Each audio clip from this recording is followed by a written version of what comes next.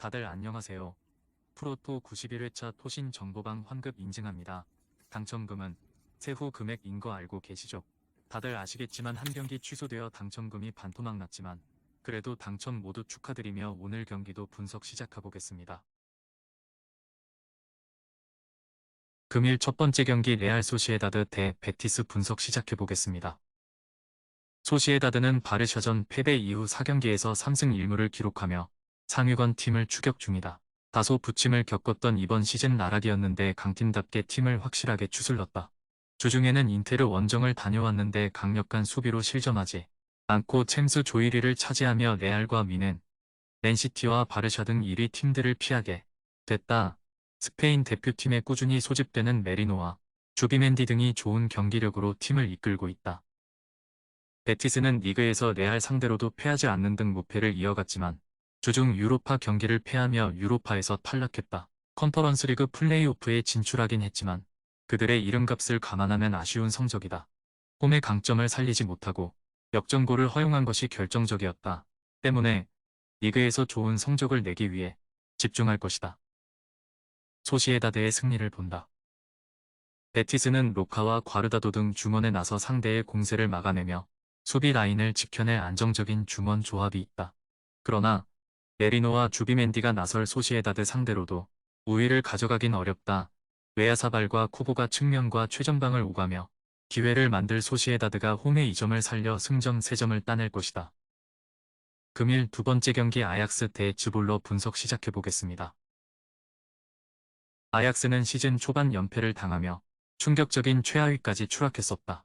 그러나 무패를 이어가며 승점을 쓸어담았고 어느덧 5위로 올라섰다. 4위까지 팀들이 승점을 많이 쌓은 이번 시즌이지만 최근 흐름이라면 충분히 접근할 수 있어 보인다. 주중 홈경기에서는 아테네를 제압하며 극적으로 유로파 컨퍼런스 리그 플레이오프에 진출하기도 했다. 즈볼레는 최근 4경기에서 3패를 당하며 하위권 추락을 앞두고 있다. 최하위인 폴렌담 원정에서 대승을 따내긴 했지만 네이메언과 발베이크 등에 당한 홈 패배가 아쉬웠다.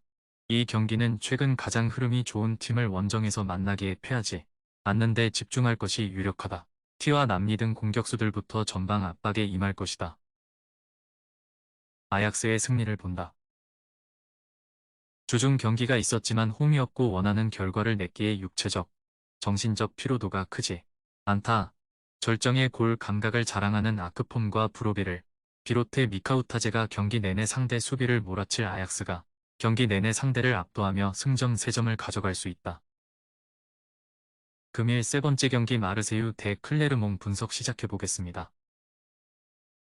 마르세유는 주중 브라이튼 원정을 패하며 유로파 16강으로 직행하지 못했다. 수비적으로 경기를 운영하며 87분을 잘 버텼는데 페드로에게 내준 한 골이 뼈아팠다.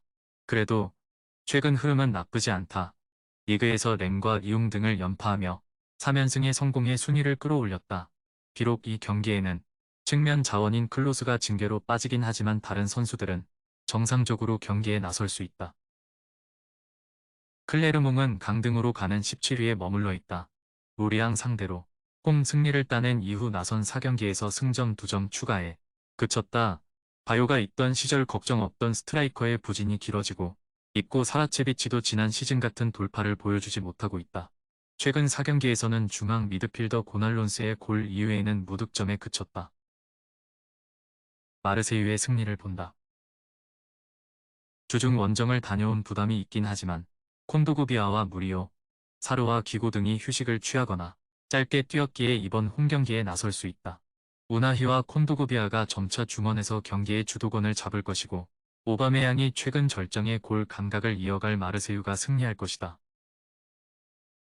금일 네 번째 경기 리버풀 대 맨유 분석 시작해보겠습니다. 리버풀은 주중 열린 위니움 원정을 패했지만 유로파리그 조별 예선 1위를 차지하며 16강에 직행했다. 그러나 리그 선두를 지키기 위해 의미 없는 경기에 풀 로테이션을 가동했기에 주축 선수들이 좋은 몸 상태로 나설 수 있다. 디아스와 소보슬라이, 메갈리스터와 반 다이크, 살라 등이 모두 휴식을 취하고 이번 홈경기에 출전할 수 있다. 맨유는 지난 라운드에서 하위권 팀인 본머스에 충격적인 패배를 당했다. 홈에서 경기 내내 주도권을 잡았지만 역습으로 인해 골을 허용하며 완패했다. 부상자가 많긴 해도 맥과이어가 기대 이상으로 수비 라인을 잘 지켜내는 상황이었기에 타격이 크다. 주중 챔스에서는 미넨에 패하며 유로파 플레이오프도 가지 못하고 탈락하기도 했다. 리버풀의 승리를 본다. 메뉴는 카세미로와 에릭센, 마운트 등이 모두 빠져있기에 맥토미니와 암라바의 중원 조합을 가동 중인데 기동력에서 문제가 크다. 메갈리스터가 부상을 안고 있긴 하지만 소보슬라이와 흐라벤베흐가 중원을 확실히 앞설 수 있는 리버풀이 경기를 주도할 것이다. 살라와 누네스, 각포의 스리토비, 불안한 메뉴의 수비 라인을 무너뜨릴 홈팀이 승리할 것이다. 금일 5번째 경기 레버쿠젠 대 프랑크푸르트 분석 시작해보겠습니다. 레버쿠젠은 최근 두 경기에서 5위권 팀인 도르트문트, 슈투트와 연속 무승부를 기록하며 연승 행진이 끝났다. 그러나 미넨을 제치고 리그 선두를 지키고 있을 뿐 아니라 주중 유로파 경기에서는 로테이션을 크게 가동하고도 몰대를 완파하고 조별 예선 전승을 기록했다. 이번 시즌 개막 이후 모든 대회를 통틀어 1패도 없는 유일한 유럽팀이다. 프랑크는 지난 라운드에서 레버쿠젠의 우승 라이벌인 미넨에 치욕스러운 패배를 안겼다. 마르무시와 크나우프 등의 골이 나왔고 에비메가 3개의 공격 포인트를 기록하며 5대1 승리를 거뒀다. 리그 연패를 당하며 흐름이 좋지 않았는데 비균을 따냈다. 주중 스코틀랜드 원정에서는 에버딘에 패했지만 이미 순위 확정 이후 경기였기에 전력을 다하지 않았다. 레버쿠젠의 승리를 본다. 프랑크푸르트가 에버딘 원정에서 로테이션을 돌린 건 사실이지만 레버쿠젠 역시 보니페이스와 비르츠, 자카와 프림퐁 등이 휴식했고 그리말도와 아들리도 짧게 뛰었다. 홈의 이 점을 살릴 것이고 보니페이스와 비르츠가 공격을 이끌 홈팀이 경기를 리드할 수 있다. 금일 6번째 경기 볼로냐 대 AS 로마 분석 시작해보겠습니다. 볼로냐는 살레르니타나 원정을 승리하며 리그 5위까지 뛰어올랐다. 공격을 책임지던 여러 선수들이 팀을 떠난 이번 시즌이기에 중위권 경쟁을 할 것으로 예상됐는데 기대 이상의 호성적을 내고 있다. 베우케마와 빅토르, 포시 등이 나서는 수비가 워낙 안정적인 데다 프루어의 중원 존재감이 대단하다. 반 호이동크를 벤치로 밀어낸 지르크지는 지난 라운드 2골을 더하며 리그 7골을 기록 중이다. 로마는 지난 라운드에서 내용과 결과를 모두 잡지 못했다. 루카쿠가 골을 터뜨렸지만 후반 퇴장당하며 이 경기에 빠지고 윙백인 잘레브스키도 징계로 결장한다. 주중에는 완승을 거두며 유로파 플레이오프로 갔지만 프라하의 1위를 빼앗지 못했다. 이 경기는 무리한 운영보다는 수비적으로 나설 수 있다. 접전을 본다. 로마는 크리스탄테와 산체스, 펠레그리니 등이 중원에 나서 공격 전개보다는 수비 라인 보호에 집중할 것이다.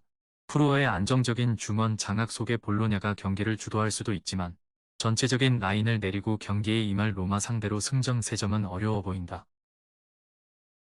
토신 최종 조합은 영상 아래 고정 댓글로 말 걸어주시면 토신정보방에서 무료로 공유해드립니다. 제발 손해보면서 토토하지 말고 다같이 웃으면서 즐겁게 베팅합시다. 함께 하실 분들은 부담 갖지 마시고 편하게 말 걸어주세요.